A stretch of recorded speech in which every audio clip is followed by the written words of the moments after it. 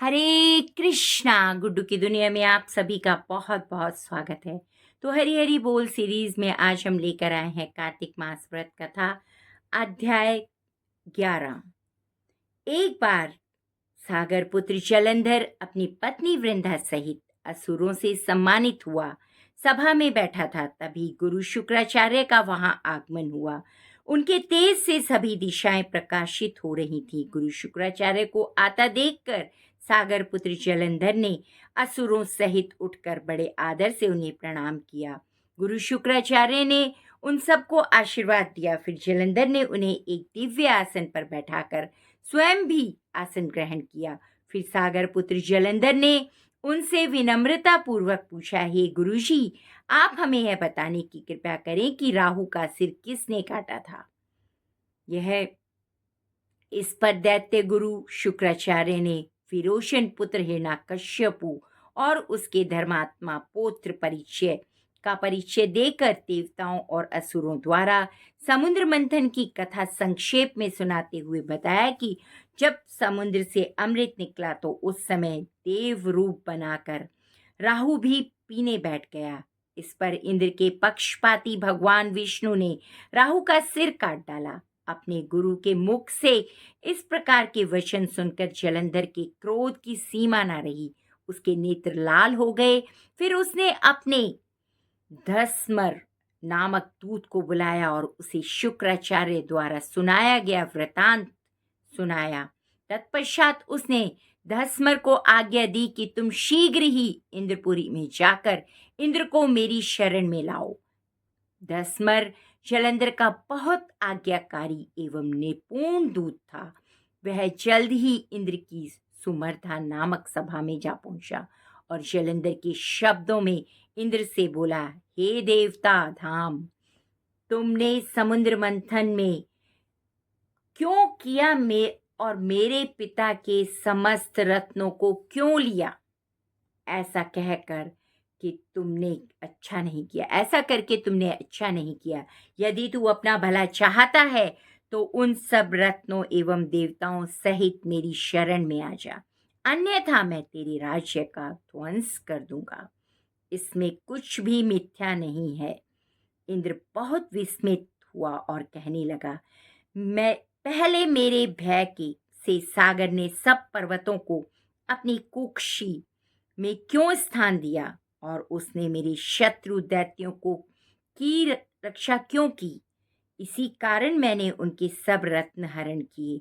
मेरा द्रोही सुखी नहीं रह सकता, इसमें कोई संदेह नहीं है। इंद्र की ऐसी बात सुनकर वह दूत शीघ्र ही जलंधर के पास गया और सब बातें कह सुनाई।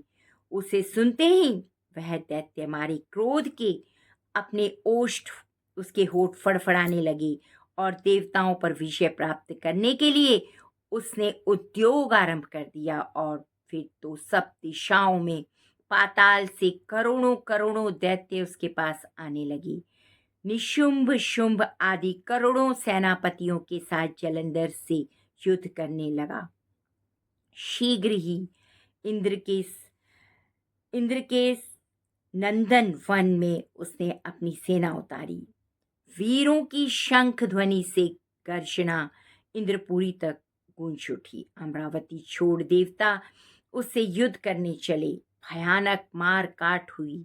असुरों के गुरु आचार्य शुक्राचार्य अपनी मृत संजीवनी विद्या से और देव गुरु बृहस्पति द्रोणागिरी से औषधि लाकर जिलाते रहे। इस पर जलंधर ने क्रुद्ध होकर कहा कि मेरे हाथ से मरे हुए देवता जी कैसे जाते हैं?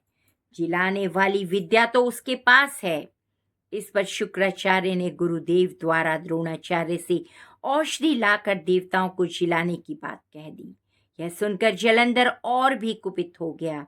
फिर शुक्राचार्य जी ने उसे कहा, यदि शक्ति हो तो द्रोणगिरी को ही उखाड़कर समुद्र में फेंक दो, तब मेरे कथन की सत्यता प्रमाणित हो जाएगी।